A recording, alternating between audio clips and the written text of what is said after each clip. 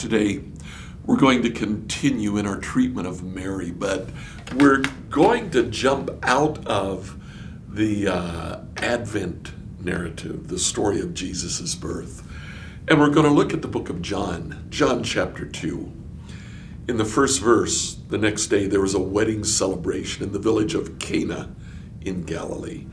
Cana, as a village, was just a couple of miles away from Nazareth.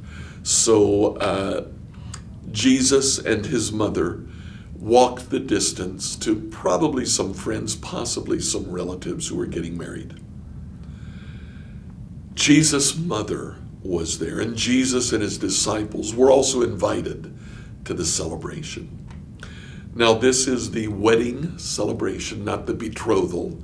So the house has been built. A young boy and a young girl are preparing for their life together.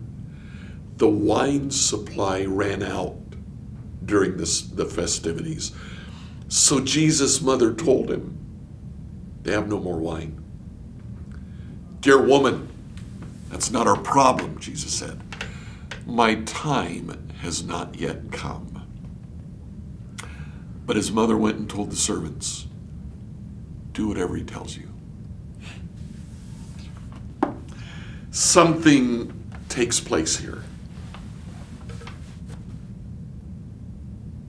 Jesus' mother knows. She has a clear understanding, clearer than anybody else, of who Jesus is. She probably has a clear understanding of what's about to take place. And she comes to Jesus, kind of pushes him forward. Jesus, a little bit reticent, it's not my time yet. But Mary knows. She goes to the servants and says, he'll probably ask you to do something strange. Just do it. Whatever he asks you, do it. Good advice, isn't it?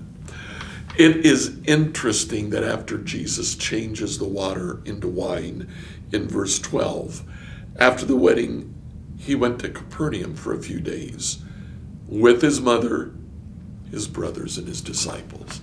Jesus continued with his mother. I wonder to what extent Mary might have been a sounding board for Jesus. Maybe during those days, Jesus said, well, okay, Mom, you obviously think it is my time. Why? Tell me. What we do know is that after this, Jesus' ministry begins in earnest. At the end of his life, Mary, still alive, somewhere in her mid-40s by now, widowed for many years. At the very end of his life, while on the cross, John 19:25, standing near the cross were Jesus' mother and two other women named Mary. When Jesus saw his mother standing there beside the disciple he loved, he said to her, dear woman, here's your son. And he said to this disciple, here's your mother. From then on, this disciple took her into his home. To the very last minutes of his life, Jesus loved Mary. He loved his mother. He cared for and wanted to provide for her, which he did by putting someone else in charge of taking care of her. What an incredible story.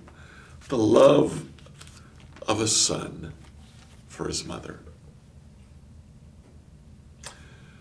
I look forward to seeing you on Sunday. We're going to talk more about Mary. What a wonderful figure. Spend some time today thinking about Mary and her role in raising Jesus. We'll see you on Sunday.